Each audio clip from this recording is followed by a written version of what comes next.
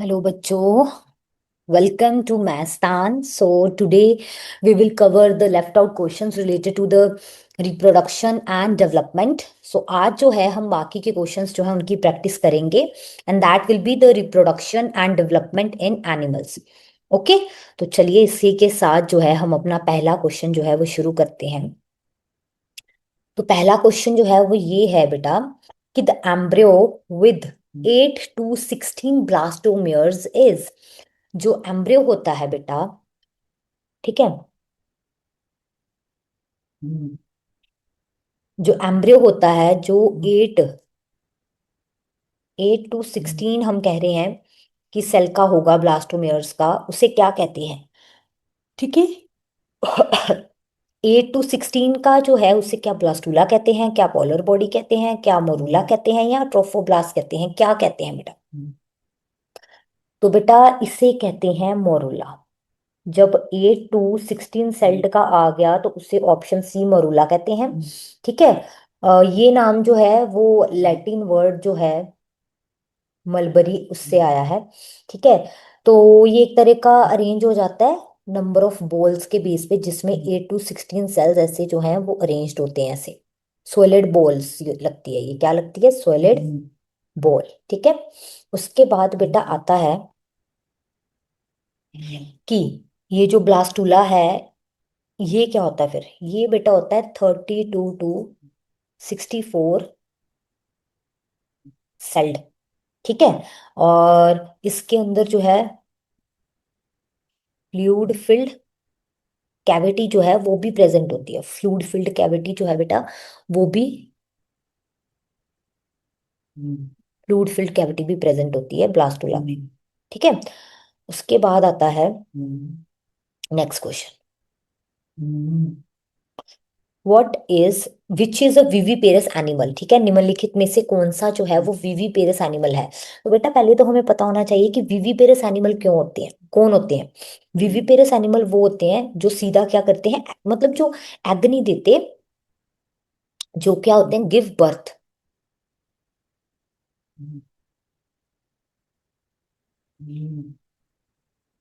जो अपने बच्चे को, बेबीज को क्या करते हैं, बर्थ देते हैं, मतलब एग्स वगैरह में नहीं, डायरेक्ट बर्थ देते हैं। ठीक है, यंग वंस को। ठीक है।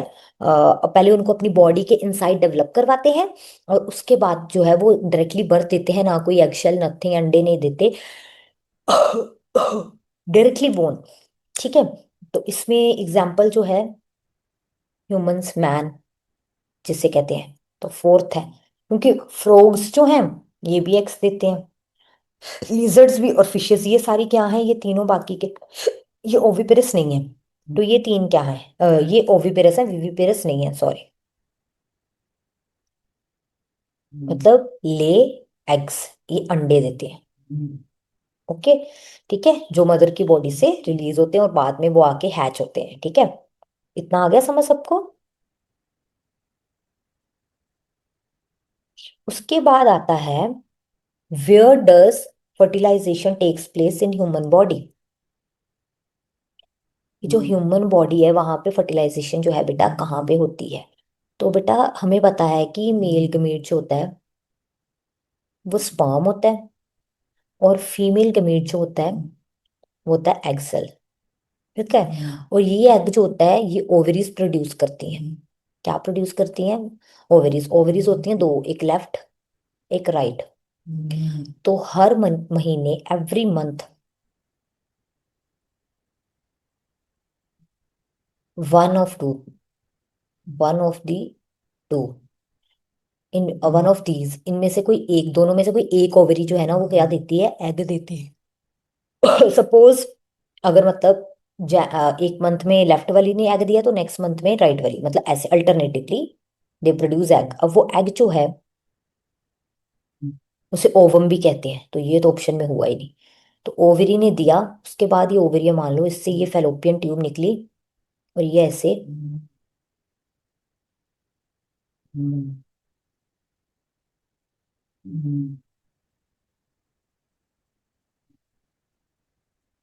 ठीक है, ये यूट्रस है मान लीजिए। ठीक है, ये यूट्रस है, ये ओवरी, ये ओवरी से जो पाइप निकली ये है फेलोपियन ट्यूब, और ये यूट्रस है, ये सर्विक्स, और यहाँ आता है फिर वजाइना। ठीक है। तो बेटा स्पर्म ने यहाँ से एंटर करके सर्विक्स से होते हुए यूट्रस में एंटर कर जाना होता है स्पर्म ने, और फिर वो यहाँ से इधर को जाता है। ठीक है, इधर को, और इधर से एग भी इधर आता है, और इधर स्पर्म भी इधर आ गया, और ये क्या है, फेलोपियन ट्यूब। यहाँ पे जो है वो एग और वो स्पर्म, वो दोनों मिलते हैं, और क्या होती है, फर्टिलाइजेशन होती है। इस प्रोसेस को कहते हैं फर्टिलाइजेशन, मतलब fusion of male gamete sperm with female gamete egg.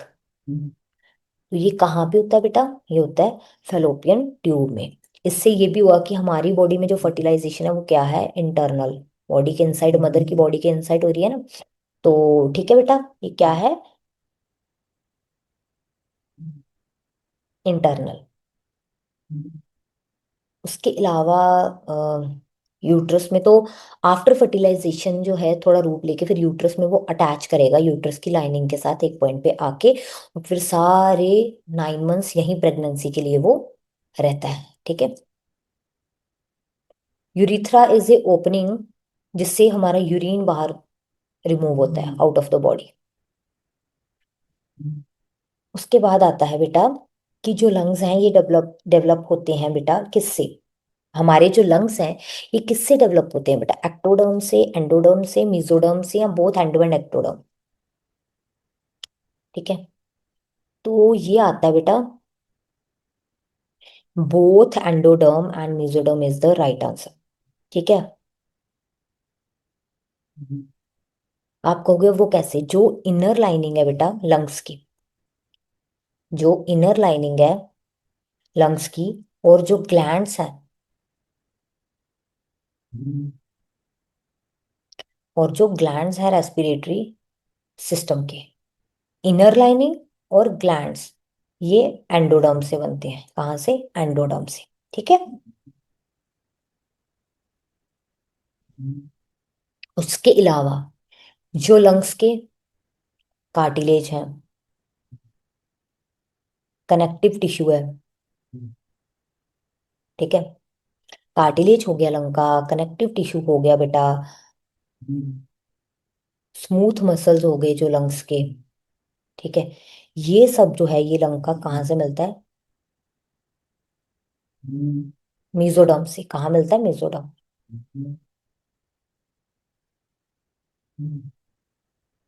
ठीक है बेटा। उसके बाद हम नेक्स्ट क्वेश्चन करते हैं कि जो एनिमल्स हैं उनमें जो एपिथेलियल टिश्यूज हैं बेटा, ये कहाँ से बनते हैं, एनिमल्स में अब आ गया।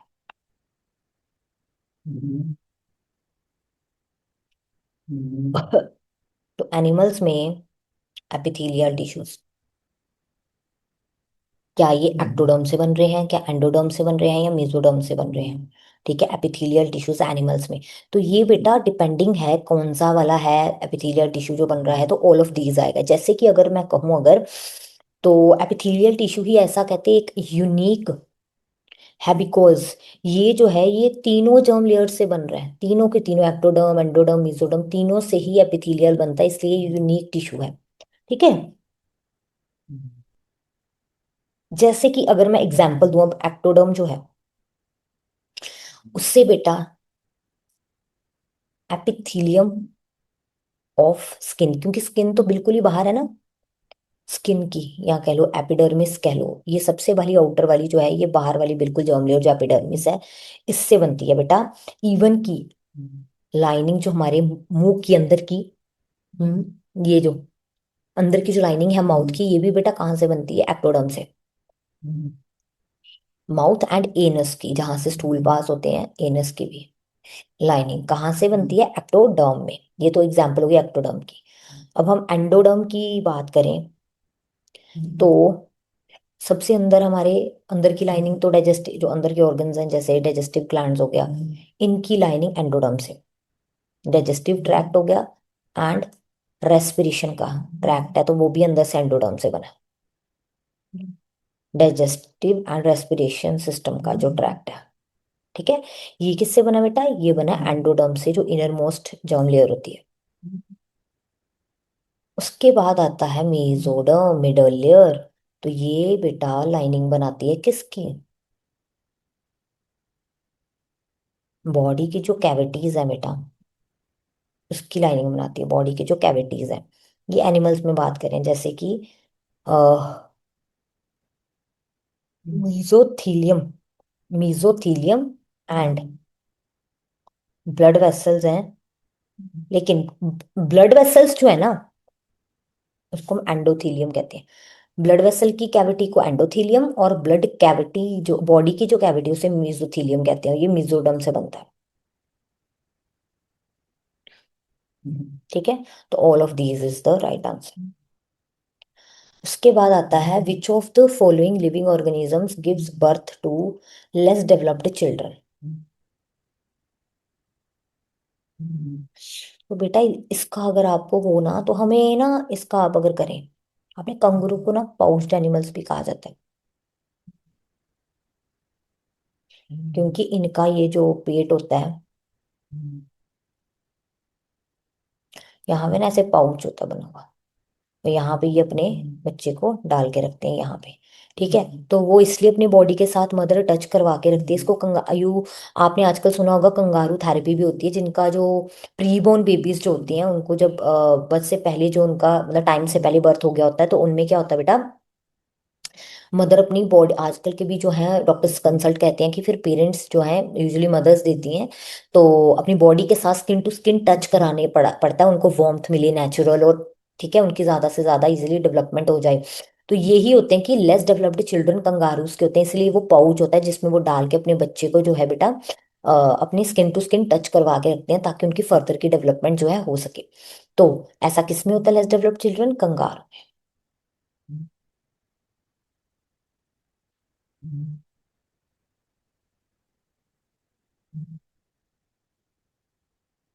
उसके बाद आता है which of the following tissue develops from the ectoderm of embryo. ठीक है। कौन सा कहते हैं टिश्यू है जो एक्टोडर्म, जो बाहर वाली लेयर जो होती है, उससे बना होता है? ठीक है। क्या वो नर्वस टिश्यू है, क्या वो मस्कुलर टिश्यू है, क्या वो कनेक्टिव टिश्यू है? तो बेटा हमारे पास तीन जर्म लेयर्स होती हैं, एंडोडर्म, एक्टोडर्म और मेसोडर्म। तो जो हम कह सकते हैं कि, तो जो हम कह सकते हैं कि, एक मिनट बेटा, तो किससे जो है वो नर्वस टिश्यू जो है वो बना होगा, हम ये कहें अगर, तो वो है, वो जो है वो है नर्वस टिश्यू। नर्वस टिश्यू जो है वो एम्ब्रियो के एंडोडर्म से जो है वो बना होता है एक। तो बेटा हम कहेंगे कि जो एंडोडर्म जो है, which of the following tissue develops from ectoderm of the embryo. तो इसका जो आंसर था बेटा, वो था कि जो एंडोडर्म जो है, ठीक है, वो नर्वस टिश्यू, एक्टोडर्म से क्या बनता है हमारा? नर्वस टिश्यू बनता है बेटा। ठीक है। तो नर्वस टिश्यू में इसके क्या बनेगा? ब्रेन, ठीक है, स्पाइनल कोड एंड नर्व्स। ठीक है बेटा। और एपिडर्मिस से आउटर स्किन, जो एक्टोडर्म होती है ना बेटा, ये तो नर्वस टिश्यू में बना लिया। ये अब मैं आपको एक्स्ट्रा बता रही हूँ कि और एक्टोडर्म से जो एपिडर्मिस है वो बनती है, जो क्या है? आउटर लेयर है स्किन की। ठीक है बेटा। और हेयर हो गए, नेल्स हो गई, ये सब भी कहाँ से बनता है? एक्टोडर्म से ही बनता है। ठीक है। एक्टोडर्म से ही बनता है। और इवन मीजोडर्म जो है ना, हमारी मीजोडर्म, ठीक है, तो उससे हमारे मस्कुलर मस्कुलर टिश्यूज जो होते हैं वो हो गए। कनेक्टिव टिश्यूज होते हैं वो हो गए बेटा। और कनेक्टिव टिश्यू में जैसे ब्लड हो गया, बोन हो गए, ये सब जो है ये मेसोडर्म से बनता है। ब्लड हो गया, बोन हो गया, ये सब कहाँ से बन रहा है बेटा? ये बन रहा है हमारे मेसोडर्म से। और इवन सर्कुलेटरी, सर्कुलेटरी में ही तो आ गया हमारा ब्लड वगैरह, कनेक्टिव ब्लड में भी आ जाता है ना, और सर्कुलेटरी में भी आ जाता है जो ब्लड है। ठीक है ना। तो ये सब मेसोडर्म से होते हैं। और अगर हम एंडोडर्म की बात करें, तो वो तो मैंने बताया ही, जैसे रेस्पिरेटरी एंड डाइजेस्टिव ट्रैक्ट की जो वो है, क्या कहते हैं बेटा, इनर लाइनिंग्स है।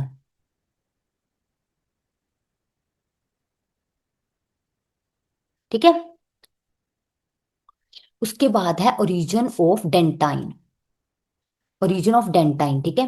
ओरिजिन ऑफ डेंटाइन जो है वो क्या है, डेंटाइन का ओरिजिन जो है वो कहाँ से होता है। ठीक है बेटा।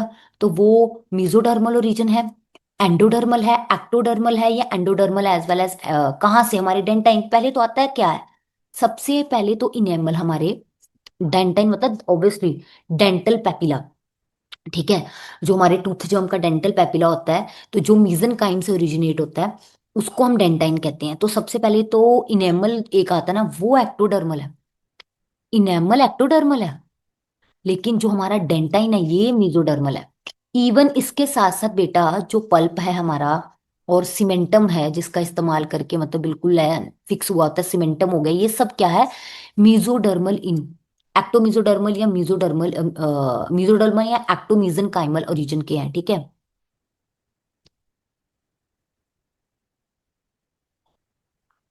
ठीक है। उसके बाद है बेटा जो अर्ली डेवलपमेंट है। ठीक है बेटा। क्या है, अर्ली डेवलपमेंट जो होती है उसके दौरान जो इंडिविजुअल सेल्स हैं उनका migration from the surface layer, migration of individual cells from surface layer into the interior of embryo. ये हमारे पास एम्ब्रियो है, और एम्ब्रियो के सरफेस पे जो सेल्स हैं इनका इनर को, ठीक है, इंटीरियर की तरफ, अंदर की तरफ, एम्ब्रियो के अंदर की तरफ जो है माइग्रेशन होना, इससे हम क्या कहते हैं, सरफेस से, सरफेस से अंदर की तरफ है, एम्ब्रियो के अंदर की तरफ जाना सेल्स को, क्या इसको इंग्रेशन कहते हैं, क्या इसको इन्वोल्यूशन, क्या एपिबोलाई, या इन्वेजिनेशन, क्या कहते हैं बेटा, इसे क्या कहते हैं बेटा, इसे कहते हैं इनग्रेशन। जब सरफेस के सेल्स एम्ब्रियो के इंटीरियर की तरफ जाएं उसे हम कहते हैं इनग्रेशन। ठीक है। उसके बाद आता है इन्वोल्यूशन। इन्वोल्यूशन जो है वो क्या है,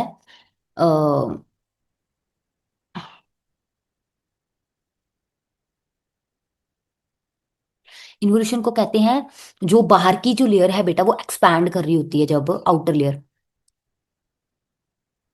जो आउटर लेयर एक्सपैंड करिए उसकी मूवमेंट को इन्वोल्यूशन कहते हैं, ताकि वो स्प्रेड कर पाए इंटरनल सरफेस पे। ठीक है, ताकि वो इंटरनल सरफेस पे क्या कर पाए बेटा, स्प्रेड कर पाए of the remaining external cells. ठीक है बेटा। देखो बाहर के जो बचे हुए बाकी जो एक्सटर्नल सेल्स हैं उनके ऊपर वो फैल के लेयर बना पाए, उसको इन्वोल्यूशन कहते हैं। एपीबोली क्या होती है, एपीबोलाई, इसका है जो एपिथीलियल, जो एपिथीलियल शीट्स हैं बेटा, ठीक है, तो उसकी मूवमेंट होना। ठीक है। जो स्प्रेड करती हैं एक ऐसी, एपिथेलियल शीट्स एक यूनिट की तरह स्प्रेड करती हैं एज ए यूनिट, ताकि वो अपने अंदर इनक्लोज कर ले, क्या कर ले बेटा, एनक्लोज कर ले क्या, deeper of embryo, deeper layers of embryo. ठीक है। ठीक है बेटा। क्या हुआ कि एपिथेलियल शीट्स जो हैं, जो एक्सपैंड कर रही हैं उनकी स्प्रेडिंग होना, ताकि वो अपने अंदर जो है डीपर लेयर जो है एम्ब्रियो की उससे क्या कर सके, एनक्लोज कर सके। ठीक है। उसके बाद आएगा इनवेजिनेशन। उसके बाद क्या आएगा बेटा, इनवेजिनेशन। इनवेजिनेशन क्या होती है, infolding, infolding of a region of cells. ठीक है। अंदर को, अंदर जो सेल्स हैं एक पर्टिकुलर रीजन के उनका इनफोल्ड होना, मतलब अंदर को फोल्ड होना, किसकी तरह, इंडेंटिंग और सॉफ्ट रबड़ बॉल, ऐसे जैसे एक सॉफ्ट रबड़ बॉल अपने अंदर आप ले रहे हो, बना रहे हैं। ठीक है। तो ये था। उसके बाद आता है बेटा the fluid that lacks, the fluid that fills the sac in which embryo is present is called. अब बेटा एक तरह का सैक लाइक स्ट्रक्चर जिसमें हमारा एम्ब्रियो प्रेजेंट होता है, उसमें जो फ्लूइड फिल होता है उस सैक में, उसको जो जो पूरा वो फिल करता है उसे क्या कहते हैं बेटा, क्वेश्चन आता है उसे क्या कहते हैं। ठीक है, तो आपने ये सुना होगा वैसे, क्या हो, सिम्बायोटिक, न्यूरोटिक, एमनियोटिक। तो हमने एम्बिलिकल कॉर्ड, एमनियोटिक सैक, ऐसे हमने एमनियन सुनी है लेयर, जिससे एमनियोटिक सैक ऐसे सब कुछ बनता है। तो एमनियोटिक फ्लूइड क्या आएगा, एमनियोटिक फ्लूइड जो एम्ब्रो को फिल करता है, एम्ब्रो जिस सैक में प्रेजेंट है उस सैक को फिल करता है। तो इसके ना, ये एक तरह का ना प्रोटेक्टिव, ये एक तरह का क्या है, प्रोटेक्टिव लिक्विड है। ठीक है, जो किस में होता है, एमनियोटिक सैक में। किस में होता है बेटा, एमनियोटिक सैक में। ठीक है, और उसके बाद जो है, ये बहुत सारे वाइटल फंक्शंस जो हैं बेटा वो परफॉर्म करता है, वाइटल फंक्शंस। ठीक है बेटा, जो एक डेवलपिंग एम्ब्रियो को, फिटस को चाहिए, जैसे कि कुशनिंग। कुशनिंग बेटा, मतलब जो कि ये कुशनिंग का मतलब है कि ये कुछ इंजरी वगैरह से, ठीक है, आउटर प्रेशर से ये प्रोटेक्ट करता है एम्ब्रियो को। ये क्या करता है, प्रोटेक्ट करता है एम्ब्रियो को। किससे बेटा, इंजरी से, ट्रोमा से, ठीक है, कोई आउटसाइड प्रेशर आ गया उससे। ठीक है बेटा, ये क्या करता है, प्रोटेक्ट करता है। ओके, उसके अलावा बेटा अगर देखा जाए,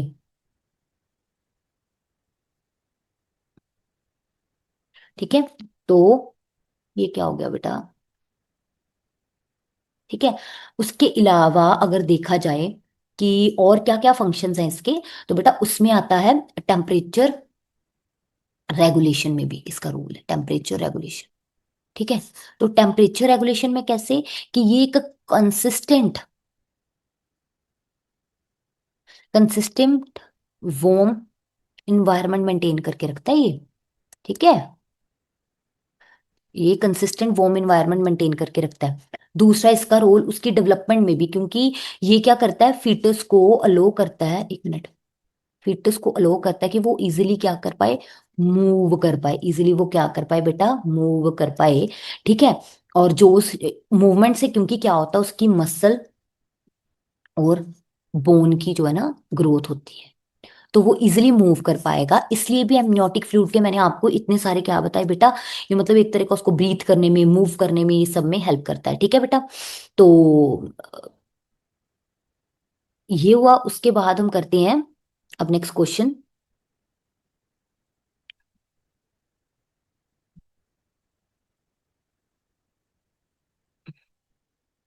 तो ये रहे, सो एमनियोटिक फ्लूइड का हमने कर लिया। उसके बाद हम जो नेक्स्ट क्वेश्चन कर रहे थे वो ये था, during spermatogenesis the transformation of spermatid into a mature spermatozoon is. तो बेटा आ रहा है कि जब हम स्पर्मेटोजेनेसिस करते हैं तो स्पर्मेटेड का एक मैच्योर स्पर्मेटोजोन में चेंज होना, इस प्रोसेस को हम क्या कहते हैं, क्या इसको स्पर्मेटोसाइटोजेनेसिस कहते हैं, क्या इसको स्पर्मियोजेनेसिस कहते हैं, ठीक है, क्या इसको oogenesis कहते हैं या कैपेसिटेशन कहते हैं। तो बेटा जो स्पर्मेटिड का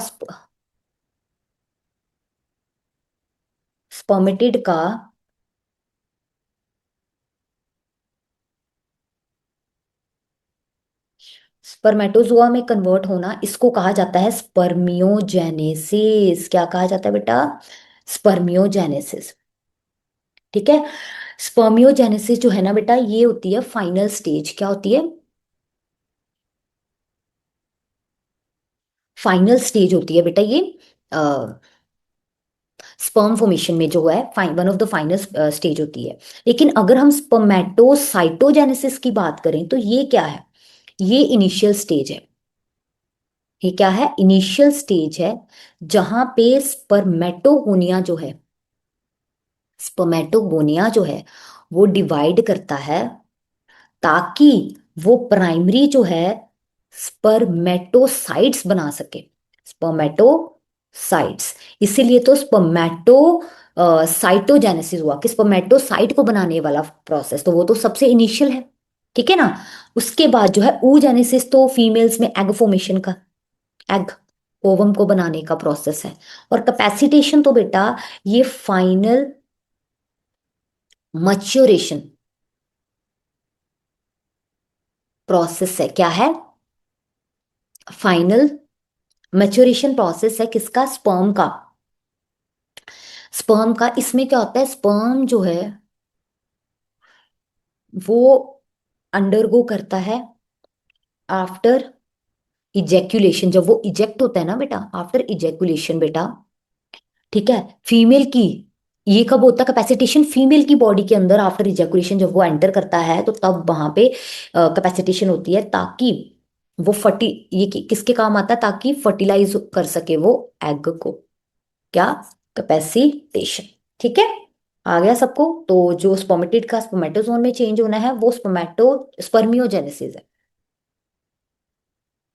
ठीक है, उसके बाद आता है बेटा कि मैमल्स में, in mammals fertilization typically occurs in which part of the female reproductive tract.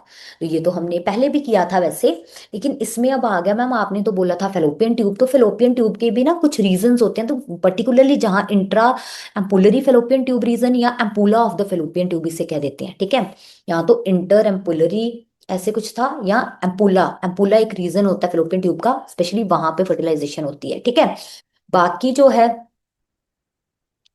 आपने पहले भी समझ लिया था। उसके बाद आता है अब कि क्लीवेज जो फ्रो के अंडे में होती है बेटा वो कौन सी होती है? क्या वो होलोब्लास्टिक है, इक्वल, होलोब्लास्टिक अनइक्वल है, मीरोब्लास्टिक है, या फिर वो क्या है? ठीक है, ठीक है बेटा, तो सबसे पहले वो होलोब्लास्टिक या इक्वल है, या होलोब्लास्टिक अनइक्वल है, मीरोब्लास्टिक डिस्कॉइडल या सुपरफिशियल है। तो बेटा जो फ्रोग में होती है ना, उसमें क्या होता है ना कि एग ना, उस जो एग होता है, फ्रोग में जो एग है उसमें मॉडरेट योक होता है। ठीक है, मॉडरेट अमाउंट ऑफ योक होता है, इसलिए उसको मीजोलेसिथल कहते हैं, मीजोलेसिथल। लेकिन जो क्लीवेज इसमें होती है बेटा, क्लीवेज, क्लीवेज फरो, वो स्टिल पासेस, स्टिल पास करती है completely through the entire egg cleavage furrow. ठीक है, तो क्या हुआ एक तरह का कि होलोब्लास्टिक तो है ये एक तरह की, इसलिए इसको होलोब्लास्टिक तो हम कह देंगे, क्योंकि कंप्लीट पास हुई ना वो, जो फरो फरो है जो, वो होल एग में से पास हुई है, इसलिए होलोब्लास्टिक तो है। लेकिन क्या ये इक्वल है, अनइक्वल है, फिर क्या है? लेकिन कहते हैं ये योग है ना, वो बेटा इसका कंसंट्रेटर होता है सिर्फ और सिर्फ वेज, एक होता है एनिमल पोल, एक होता है वेजिटल पोल। तो सिर्फ और सिर्फ वेजिटल पोल पे ना योग होता है। ठीक है, तो वहां पे इसलिए क्या होता है, वहां पे जो डिवीजन प्रोसेस है वो क्या हो जाता है? Slow down. ठीक है, वो क्या हो जाता है? स्लो डाउन हो जाता है, डिवीजन प्रोसेस वहां पे स्लो डाउन हो जाता है। ठीक है बेटा, उसी तरह बेटा, अब जिसके कारण क्या होगा, इसके कारण क्या होता है, जो सेल्स होते हैं ना बेटा, जो सेल्स होते हैं कहाँ पे? टॉप पे, टॉप पे मतलब कि एनिमल पोल पे, जो टॉप पे मतलब एनिमल पोल पे जो होते हैं, वो डिवाइड करते हैं फास्टर, वो डिवाइड करते हैं फास्टर, और बना देते हैं, फास्टर डिवाइड करते हैं, और स्मॉलर होते हैं वो, तेज तेज डिवाइड करते हैं, ज्यादा से ज्यादा डिवीजन होगी तो साइज छोटा होता जाएगा, और ये माइक्रोमेयर्स हो गए, इनको कहा गया माइक्रोमेयर्स। लेकिन जो सेल्स बॉटम पे होते हैं बेटा, वो डिवाइड करते हैं स्लो, स्लो डिवाइड करते हैं, और वो बड़े साइज के होते हैं, योग फिल्ड होते हैं, मैक्रोमियर कहा जाता है उन्हें। ठीक है, मैक्रोमियर, जो बॉटम पे होते हैं वो मैक्रोमियर। ये जो मैक्रोमियर्स हैं बेटा, ये क्या होंगे? लार्जर होंगे, और इनमें योग होगा, ये योग फिल्ड होंगे, लार्जर होंगे और योग फिल्ड होंगे। ठीक है बेटा, ठीक है, उसके बाद है कैविटी जो है ब्लास्टूला की इज नोन एज, इसे क्या कहते हैं? कैविटी जो है ब्लास्टूला की, इसे क्या कहा जाता है? तो बेटा जो कैविटी है ब्लास्टूला की उसे आर्केंटेरॉन, ब्लास्टोसील, सीलोम या गैस्ट्रोसील, तो बेटा नाम से यह ब्लास्टूला की कैविटी है, सियोल को कैविटी कहते हैं, ब्लास्टूला की है ब्लास्टोसियोल कहा जाता है। अगर आप कहोगे कि आर्केंटेरॉन क्या है, तो आर्केंटेरॉन जो है बेटा वो क्या है? प्रिमिटिव, प्रिमिटिव गट कैविटी, जो गैस्ट्रुलेशन के दौरान बनी होती है। प्रिमिटिव गट कैविटी जो गैस्ट्रुलेशन के दौरान बनी है, और इसको गैस्ट्रोसियोल, इसी को ही आर्केंट्रोन को ही गैस्ट्रिक गैस्ट्रिक कैविटी की है ना, तो गैस्ट्रोलोशन के दौरान तो गैस्ट्रोसियोल भी कहा जाता है इसको। और सीलोम जो होती है ये बॉडी कैविटी, मेन जो बॉडी कैविटी है ना, मेन जो बॉडी कैविटी है उससे हम सीलोम कहते हैं, ठीक है, मेन बॉडी कैविटी को। ज्यादातर एनिमल्स में, जो कि intestinal canal and body wall के बीच में है, intestinal canal and body wall के बीच में है, ठीक है। उसके बाद आता है बेटा, उसके बाद आता है मोर्फोजेनेटिक मूवमेंट। मोर्फोजेनेटिक मूवमेंट, ठीक है, during the gastrulation where the cell spreads, where the cell spread out, ठीक है बेटा, as a sheet over the outer surface of embryo is called. तो बेटा इसमें अब आ रहा है कि मोर्फोजेनेटिक मूवमेंट गैस्ट्रुलेशन के दौरान होती है, जहां पे सेल्स जो हैं वो ऐसे स्प्रेड करते हैं जैसे वो कोई शीट है एम्ब्रियो के आउटर सरफेस पे, ठीक है, कोई शीट जैसे फैल रही हो, तो उससे क्या कहते हैं? क्या उससे इन्वेजिनेशन कहते हैं, इन्वोल्यूशन, एपिबोली, या डी डेलामिनेशन, डी एमिनेशन? तो बेटा उससे एपिबोले कहा जाता है। क्या कहा जाता है? एपिबोले, क्योंकि उसमें क्या है, मैंने ये पहले भी बताया कि वो स्प्रेड आउट होता है as a sheet over other जो आउटर सरफेस है उसके ऊपर, ठीक है। इन्वेजिनेशन तो अपने आप में इनफोल्डिंग होती है बेटा, क्या होती है? इनफोल्डिंग, ठीक है। उसके बाद आता है अब बेटा, कौन सा ऐसे एम्ब्रियोनिक जर्म लेयर है बेटा, ऐसी कौन सी एम्ब्रियोनिक जर्म लेयर है जो हमें सेंट्रल नर्वस सिस्टम देती है, गिव राइज, जिससे सेंट्रल नर्वस सिस्टम बनता है और एपिडर्मिस बनती है। एम्ब्रियोनिक जर्म लेयर जिससे सीएनएस और एपिडर्मिस बनती है, क्या वो एक्टोडर्म है, क्या वो म्यूजोडर्म है, क्या वो एंडोडर्म है, और ट्रोफोब्लास्ट है, क्या है? ठीक है, तो वो बेटा आउटर मोस्ट लेयर है एक्टोडर्म। जैसे मैंने पहले कहा नर्वस सिस्टम एक्टोडर्म से बनता है, तो चाहे वो सेंट्रल नर्वस सिस्टम आ जाए, और एक्टोडर्म से एपिडर्मिस भी बनती है, तो ये दोनों ही चीजें जो है किससे बनती हैं बेटा? एक्टोडर्म से बनती है। अब बात आती है थोड़ा सा, अगर हम ऐसे पढ़ें कि सीएनएस में क्या होता है, तो इसमें वही मैंने बताया था ना, ब्रेन, स्पाइनल कॉर्ड, ये, ठीक है। और एपिडर्मिस में तो हमें पता ही है, बाहर की आउटर लेयर अगर बना रहे हैं तो इसमें स्किन आएगा, आउटर मोस्ट लेयर जो स्किन की है, सबसे आउटर लेयर, ठीक है। हेयर, नेल्स, ठीक है, इवन स्वेट ग्लैंड्स भी आउटर लेयर में प्रेजेंट होते हैं, स्वेट ग्लैंड्स, ये सब एक्टोडर्म से बनते हैं एनिमल्स में हमारे, ठीक है। ठीक है बेटा, उसके बाद आता है कि the primitive streak in avian चिक embryology is functionally analogous to what structure in amphibians? तो बेटा अगर हम चिक की बात करें, है ना, मतलब हैन चिक की वर्ड्स में, एवियन जैसे चिक में हो गया, एम्ब्रियोलॉजी की जो प्रिमिटिव स्ट्रीक है वो फंक्शनली किसके एनालोगस है, कौन से स्ट्रक्चर के, जो एम्फीबियंस में है? तो ठीक है, क्या वो ब्लास्टोसील, ब्लास्टोपोर, न्यूरल ट्यूब, या नोटोकॉर्ड? बेटा वो जो है blastopore, B is the right answer. Blastopore के इवन मैमल्स में भी जो प्रिमिटिव स्ट्रीक है, और जो एवियंस में भी है, ये किसके सिमिलर काम करती है, फंक्शनली एनालोगस किसके है, कौन से स्ट्रक्चर के? जो ब्लास्टोपोर होता है एम्फीबियंस में, उसके, ठीक है। तो अब रीजंस क्या हैं? क्योंकि दोनों स्ट्रक्चर्स जो हैं ये प्राइमरी स्ट्राइक्स होते हैं, जहां पे सेल जो है, ये प्राइमरी वो वाली साइट्स हैं, दोनों ही स्ट्रक्चर्स जहां पे सेल माइग्रेट करते हैं सरफेस से इंटीरियर की तरफ, अंदर की तरफ, ठीक है, सरफेस से इंटीरियर की तरफ, ठीक है बेटा, ऑफ द एम्ब्रियो, ताकि वो एम्ब्रियो के इंटीरियर, ताकि वो तीन जो हमारी जर्म लेयर्स हैं, एक्टो, मीजो, एंडो, ये बना सके, एक्टो, मीजो, एंडो, ये बना सके। दूसरी बात यह है ऑर्गेनाइजर फंक्शन की, जो प्रिमिटिव स्ट्रीक होती है हमारी, ठीक है, इसका जो एंटीरियर, सॉरी, जो एंटीरियर एंड होता है ना इसका, एंटीरियर एंड, इसे हम ये भी कहते हैं, इसे हम हैंसेंस मोड भी कहते, node node sorry, Hansen's node भी कहते हैं बेटा। और ये जो है ना, ये क्या होता है बेटा, ये फंक्शनली जो है, इक्विवेलेंट होता है किसके?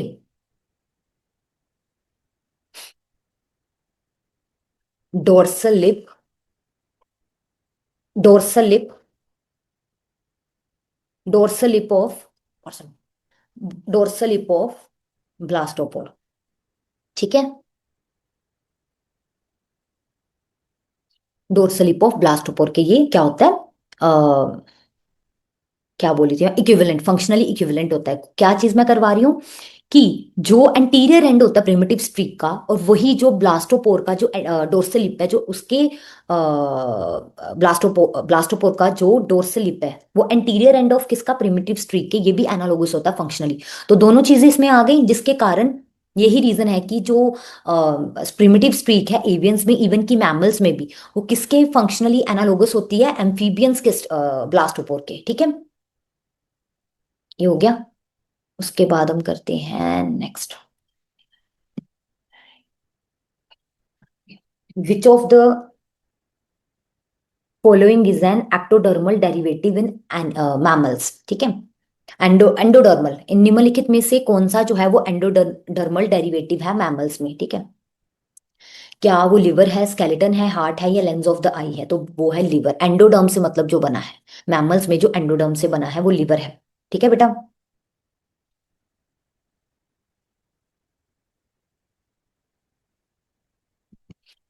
उसके बाद नेक्स्ट क्वेश्चन आता है, The maintenance of larval characteristics during insect molting is mediated by juvenile hormones। कहते जब इंसेक्ट की मोल्टिंग होती है उसके दौरान जो लार्वल कैरेक्टरिस्टिक्स हैं उसमें, उसको मेंटेन किया जाता है जुवेनाइल हॉर्मोन्स के द्वारा। विच specific structure secretes this hormone? इस जुवेनाइल हार्मोन को उनमें कौन सिक्रीट करता है? क्या वो प्रोथोरेसिक ग्लैंड है, ऑप्टिक लोब है, कॉर्पोरा एलाटा है, या मैंडिबुलर ग्लैंड है, क्या है? तो बेटा उसका इसका आंसर है corpora allata. Corpora allata is the structure जो जुवेनाइल हार्मोन को क्या करता है, प्रोड्यूस करता है। किसको प्रोड्यूस करता है? जुवेनाइल हार्मोन को, कॉर्पोरा एलाटा। ठीक है, तो ये क्या इसमें जब ये रिलीज होता है तो ये क्या मेंटेन करता है, लार्वल करेक्टर्स को। क्या करता है? लार्वल करेक्टर्स को। इसके अलावा जो अगर हम करें, जैसे कि प्रोथोरेसिक ग्लैंड है, तो प्रोथोरेसिक ग्लैंड का क्या है, ये एक्डाइसोन, ये एक्डाइसोन जो है, एक मोल्टिंग हार्मोन होता है एक्डाइसोन, इसको रिलीज करता है। ठीक है, मोल्टिंग हार्मोन है एक्डाइसन, इसको सिक्रीट करता है, जो आगे क्या मोल्टिंग प्रोसेस को अपने आप ही जो क्या करता है, ट्रिगर कर देता है। ठीक है बेटा, ओके।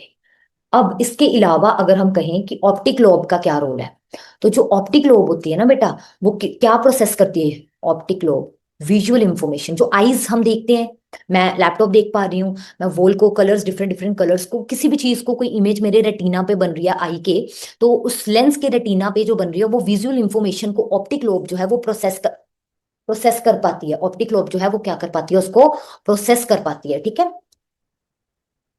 ठीक है। उसके बाद जो है लास्ट है एक और चीज कि मैंडिबुलर ग्लैंड क्या है?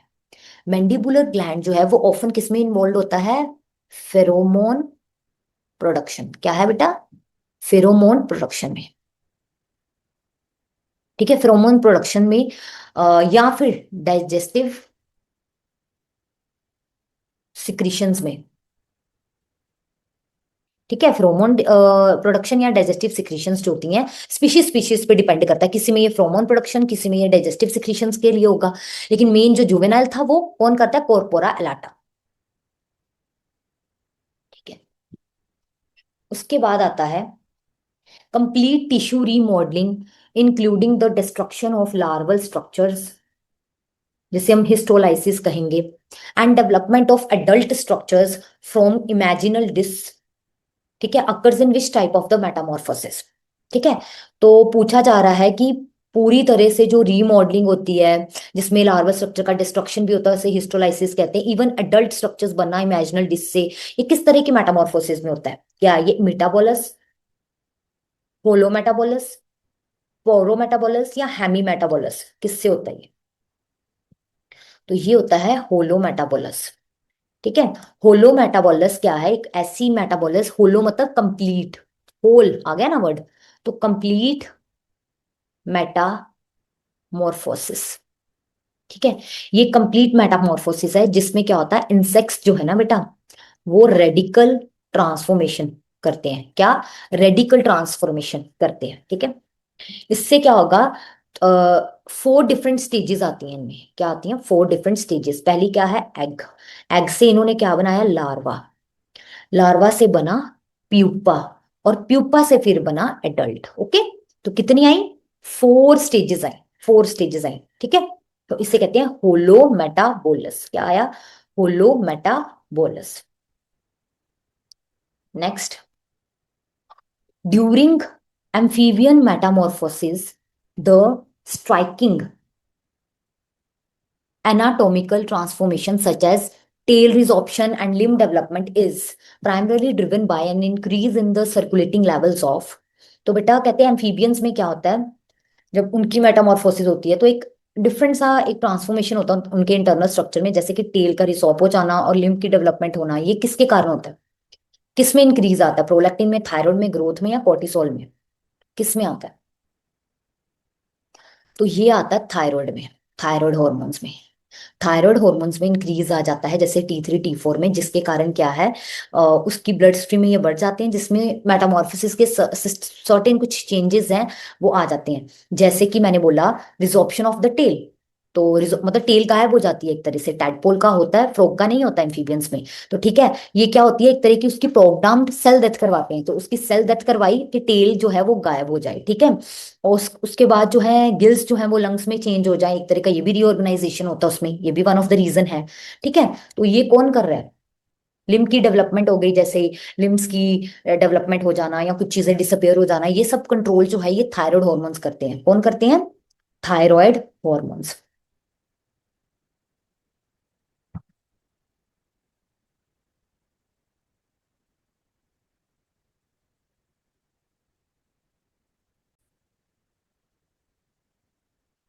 तो उसके बाद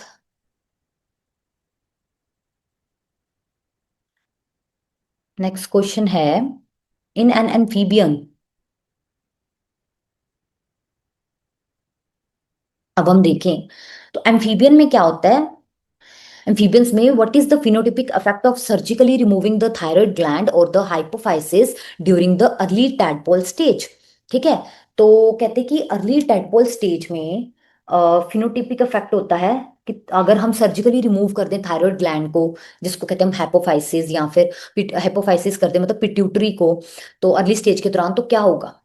क्या होगा? तो giant tadpoles that fail to undergo, obviously इसमें बी ऑप्शन सामने आ रही है। अभी मैंने बताया कि थायराइड ग्लैंड से ही उसकी टेल गायब होती है, ये सब होता है।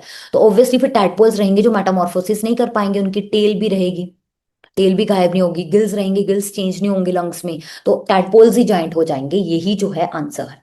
ठीक है, बाकी एक्सेलेटेड मेटामॉर्फोसिस नहीं। कैसे होगी? जब हमने जो चीजें चाहिए थी, हॉर्मोन्स जो चाहिए थे, उन्हीं को रिमूव करवा दिया उनके ग्लैंड्स को, तो कैसे हो पाएगा? उसके बाद नॉर्मल मेटामॉर्फोसिस नहीं हो पाएगी, बट सरानो। तो B option, B is the right answer. Okay, तो अब चलते हैं नेक्स्ट क्वेश्चन की तरफ। और बनाने। सो बेटा हम क्वेश्चन डिस्कस कर रहे थे अभी, जो ये कर लिया था हमने, जिसका आंसर था B option, giant tadpoles that fail to undergo metamorphosis. तो इससे अगला जो क्वेश्चन है, ये रहा आपकी स्क्रीन के ऊपर। क्वेश्चन है, अ placenta in which the fetal chorion and maternal uterine epithelium are in contact without any tissue destruction is called। तो प्लेजेंटा का, कहते हैं वो वाला प्लेसेंटा जिसमें जो बच्चे की जो कोरियन लेयर है, Korean, and maternal uterine epithelium जो है, मदर की यूट्राइन एपिथेलियम जो है, वो क्या है, कांटेक्ट में है बिना किसी टिश्यू डिस्ट्रक्शन के, उसे हम क्या कहते हैं? क्या हेमोकोरियल, एपिथिलियोकोरियल, एंडोथिलियोकोरियल, या सिंडेस्मोकोरियल, क्या कहा जाता है? फिर से सुनिए, वो प्लेसेंटा जिसमें फीटल का कोरियन और मैटरनल यूट्राइन एपिथेलियम दोनों जुड़े होंगे, ऑब्वियसली दे दोनों टिश्यूज होते हैं ना, दोनों के, फीटस के भी और मदर के भी इन कांटेक्ट में होते हैं, तो बिना किसी टिश्यू डिस्ट्रक्शन के, उसे हम कहते हैं बेटा एपिथिलियोकोरियन। कौन सी? Option B, एपिथिलियोकोरियन। ठीक है बेटा, इसके अलावा जो है एक एपिथिलियोकोरियन जो है ना बेटा, इसमें जो है डायरेक्ट कांटेक्ट में होता है फीटल का कोरियन। फीटल का जो है कोरियन वो डायरेक्ट कांटेक्ट में होता है किसके, मैटरनल यूट्राइन जो एपिथेलियम है उसके, ठीक है। कोई भी मदर टिश्यूज की डिस्ट्रक्शन नहीं होती है।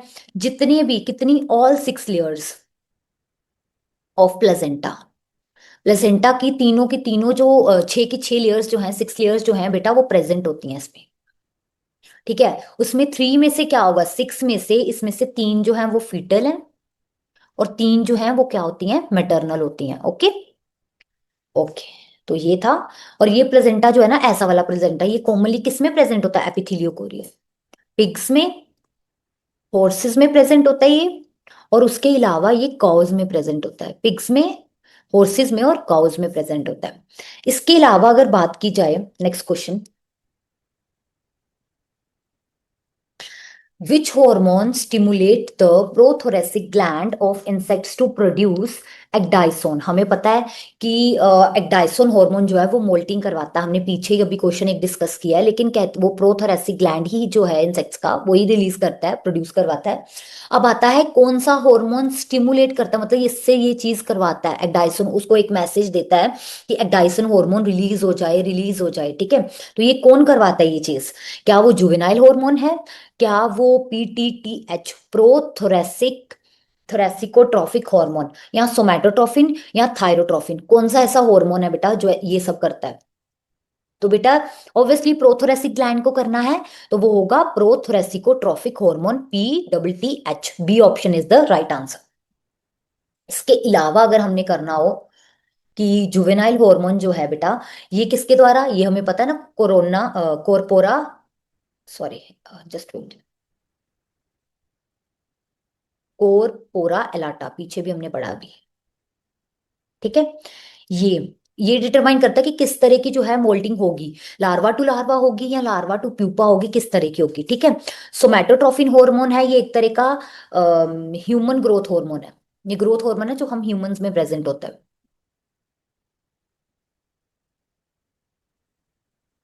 ठीक है।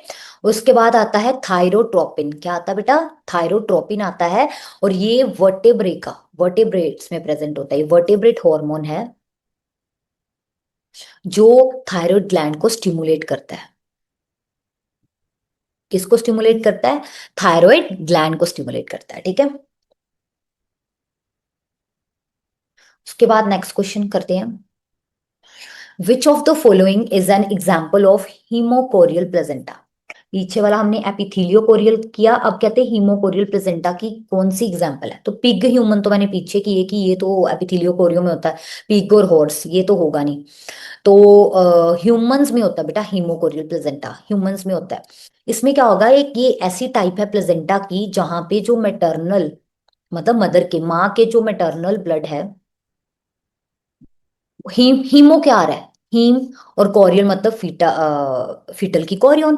तो फीटल की कॉरियन जो है वो किसके कांटेक्ट में होगी, मदर के ब्लड के, मैटरनल साइड से क्या आ रहा है, ब्लड आ रहा है।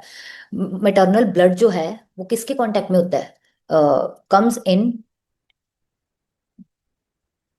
कांटेक्ट, कैसा वाला, सीधा डायरेक्ट, डायरेक्ट ब्लड में ही, मदर के ब्लड में ही, ठीक है, बैथ कर रहा होगा विद फीटल कोरियन, ठीक है बेटा।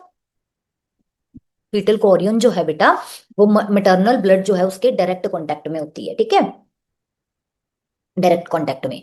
और ये कब अक्कर करता है, ये क्यों, दिस अकर्स वाई, आता है क्यों, क्योंकि जो मैटरनल मदर की जो एंडोथीलियम थी, अंदर की लाइनिंग जो थी, एंडोमेट्रियल एपिथेलियम मतलब, एंडोमेट्रियम होती है ना हमारी, ये यूट्रस जो होती है, मान लीजिए विमेन्स में, जो फीमेल्स में, तो उसकी अंदर की जो लाइनिंग होती है उससे हम कहते हैं एंडोमेट्रियम, एंडोमेट्रियम। तो मैटरनल एंडोमेट्रियम की जो एपिथेलियम है बेटा, और जो कनेक्टिव टिश्यूज हैं, और जो यूट्रस की जो ब्लड वेसल्स हैं, वो सब क्या हो गई होती हैं, इरोड, हाँ जी, सब मतलब एक तरह की, कह सकते हैं हम, वॉश अवे हो चुकी होती हैं, इरोड हो चुकी होती हैं, इसीलिए वो डायरेक्टली जो है कोरियन जो है वो मदर के मैटरनल के ब्लड में ही बात होती है, ठीक है। ह्यूमंस हो गए और प्राइमेट, अदर प्राइमेट्स जो हो गए उनमें ही होता है हेमोकोरियल। पिग्स में तो हमें पता है, और हॉर्स में एंडो, पिग्स, पिग्स हो गए जैसे, और हॉर्सेस हो गए, इनका तो हमने अभी पढ़ा एपिथीलियो कोरियन। लेकिन जो डॉग्स हैं इसमें एंडोथीलियो कोरियन, एंडोथीलियो कोरियल, एंडोथीलियो कोरियल, ठीक है बेटा,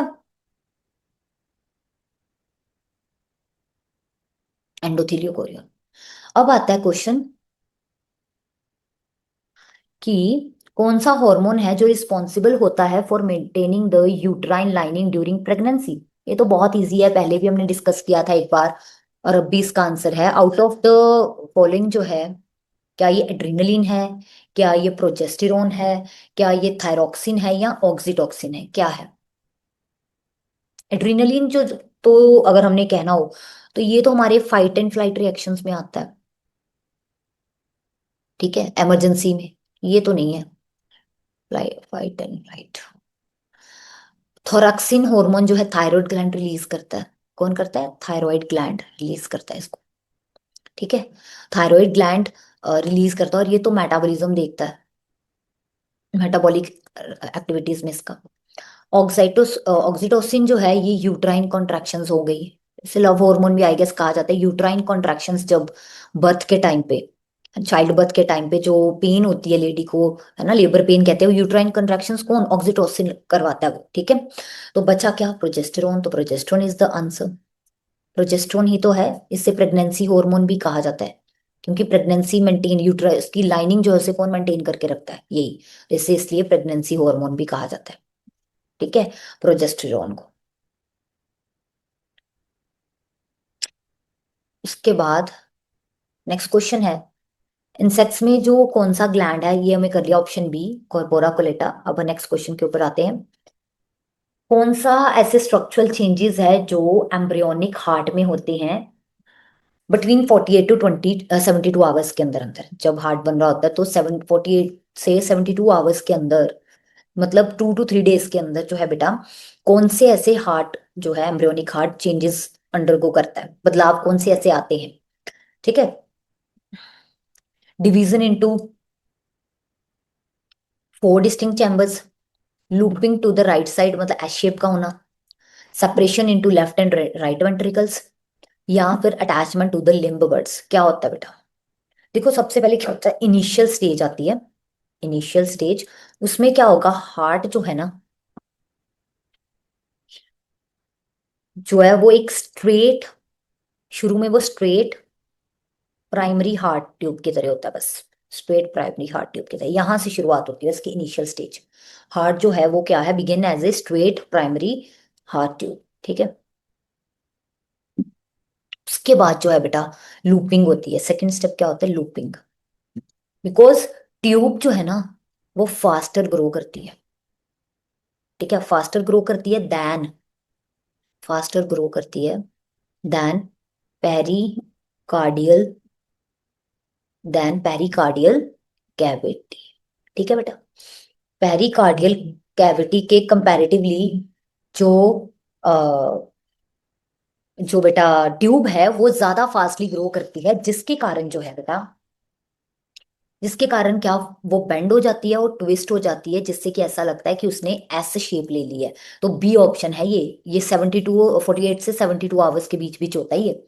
और उसके बाद जो रिजल्ट है वो क्या निकलता है, कि जो प्रोसेस है उससे एस शेप का लूपिंग जो है हो जाएगी टू द राइट साइड को, ऐसे लगता है जैसे शिफ्ट हो गई है, ठीक है। बाकी के स्टेप्स तो नहीं है इसमें, तो answer is option B.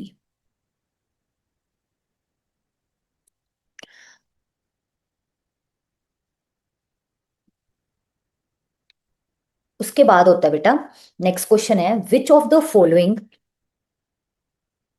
accurately describes 48 stage 48 hour stage of chick development regarding the eye। अब जब चिक के केस में आई की डेवलपमेंट हो रही होती है बेटा, तो वो 48 आवर की एक स्टेज होती है, तो इसमें से क्या चीज जो है वो इसको कहते हैं डिस्क्राइब करती है? तो ऑप्शन जो पहली है वो है, ऑप्शन फर्स्ट जो है बेटा वो है कि A option, the optic cup and lens are fully differentiate हो जाते हैं उसमें। Optic vessels have not yet made contact with the surface ectoderm.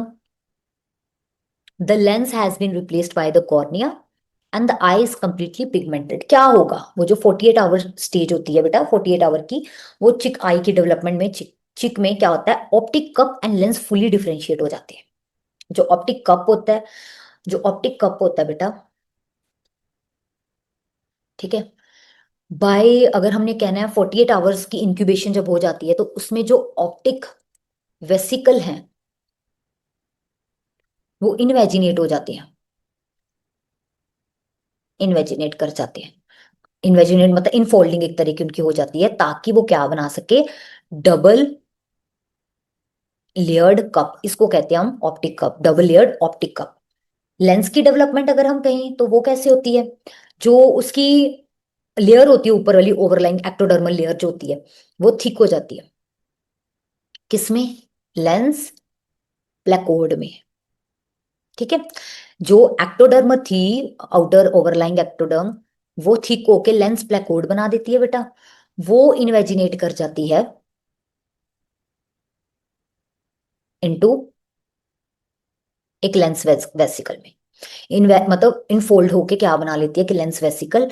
और एंड पे आते आते जब इस पीरियड का एंड होता है तो एंडिंग में क्या होता है, लार्जली जो है वो डिटैच कर जाती है बेटा, लार्जली डिटैच कर जाती है।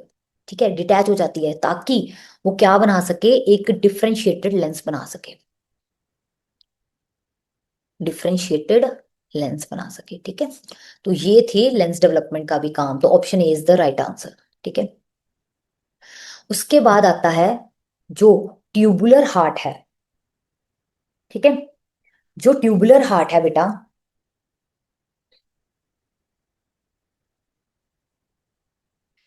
ट्यूबुलर हार्ट है of a 33 hour chick embryo differentiates into which main regions. तो जो ट्यूबुलर हार्ट है 33 आवर का जो चिक एम्ब्रियो है बेटा, उसमें वो किस में डिफरेंशिएट होता है, मेन कौन से रीजंस में, truncus arteriosus ventricle atrium and sinus venosus, या only left and right atria, only right and left ventricles, या bulbus cordis and bulbar ridges, किसमें, किसमें होता है बेटा? तो option A is the right answer. ठीक है, अब आप कहोगे ट्रंकस आर्ट्रियोसिस क्या है बेटा, तो ये आउटफ्लो ट्रैक्ट है जिससे बाहर को जाए, आउटफ्लो, आउटफ्लो ट्रैक्ट। वेंट्रिकल्स तो हमें पता ही है, थिक वॉल वाले होते हैं, थिक वॉल रीजन है ये, थिक। और एट्रियम जो है ये रीजन है जो एट्रिया से बनता है, जो आगे बना देगा एट्रिया। ठीक है, और साइनस विनोसस जो है ना बेटा, ये रिसीविंग चैम्बर है, receiving chamber for venous blood, veins का जो ब्लड आ रहा है, वेन्स से जो ब्लड लेता है वो वाला चैम्बर। ठीक है, तो ये बनाएगा। अब नेक्स्ट क्वेश्चन, आज की क्लास के बस दो क्वेश्चंस और बचे हैं, then you will be done with the reproduction embryology और something everything related to the animals. ठीक है, तो जितने हो सकते थे हमने उसके क्वेश्चंस कर लिए हैं practice. By 48 hours of incubation how many primary divisions does the developing chick brain exhibit. अब चिक के ब्रेन की बात हो रही है कि 48 आवर्स का जब हम इंक्यूबेशन देते हैं तो कितनी डिविजन्स जो है वो चिक का ब्रेन जो है कर गया होता है, 2 3 4 या 5, कितनी?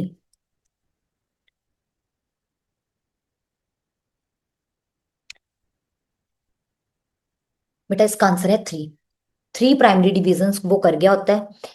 ये डिविजन्स करके एक उसने प्रोजेनसेफलॉन, प्रोजेनसेफेलॉन, प्रोजेनसेफेलॉन मतलब फोर ब्रेन बना लिया होता है एक तरह का जिसने। फिर आता है मीजेनसेफेलॉन, एम से मीजन है मिडल, मिड ब्रेन। और थर्ड जो उसने किया होता है रोम्बेनसेफलन, हाइंड को रोम्बेनसेफलन कहते हैं, हाइंड ब्रेन जिससे बनना है या बना, उसको कहते हैं। ठीक है, ये तीन चीजें मेजर डिविजन्स होती हैं 48 आवर ऑफ इंक्यूबेशन में ब्रेन की, चिक के ब्रेन की। ठीक है, अब last two questions. The optic vesicle इन अ चिक embryo originates from which region of the brain. जो चिक के ब्रेन से जो है किस रीजन से एम्ब्रियो में जो ऑप्टिक वेसिकल है वो ओरिजिनेट करती है, क्या वो हाइंड ब्रेन है, मिड ब्रेन है, प्रोजेनसेफलोन जिसे फोर ब्रेन कहते हैं वो है, या स्पाइनल कोड है, क्या है? तो ऑप्टिक वेसिकल जो है बेटा वो फोर ब्रेन प्रोजेंसेफेलॉन से निकलता है, ठीक है। अब आता है आज का last question. Which embryonic tissue gives rise to lens of eye in chick? तो चिक की आई में बेटा कौन सा ऐसा एम्ब्रियोनिक टिश्यू है जो उसके लेंस को बनाता है, जिससे उसका लेंस बनता है आई का, चिक के केस में? क्या वो सरफेस एक्टोडर्म है, क्या वो न्यूरल एक्टोडर्म है, क्या वो मेसोडर्म है, या एंडोडर्म है? कौन सा है जिससे क्या बनेगा, चिक्की आई का लेंस बनेगा? तो बेटा right answer is surface ectoderm, ठीक है। चिक्की डेवलपमेंट में जो लेंस है आई का वो किससे बनता है? सरफेस एक्टोडर्म से। और वो भी उसकी ये क्या होती है, थिकनिंग्स। पीछे में हमने ऐसा कुछ ही किया, लेंस वेसिकल जो बनता है, थिकनिंग्स बनती हैं, ठीक है। और ये एक्टोडर्म की जो थिकनिंग्स है इन्हें हम कहते हैं लेंस प्लेकोड। ये कब होता है? जब जो इसके अंडरलाइंग जो ऑप्टिक वेसिकल है बेटा, जो वो किसके कांटेक्ट में आता है, उसके सरफेस में, और इन्वेजिनेट कर जाता है और एक लेंस बना लेता है, ठीक है। दूसरी बात कही जाए तो सरफेस एक्टोडर्म जो है लेंस, और इसके साथ साथ कॉर्निया की जो एपिथीलियम है वो बनाता है।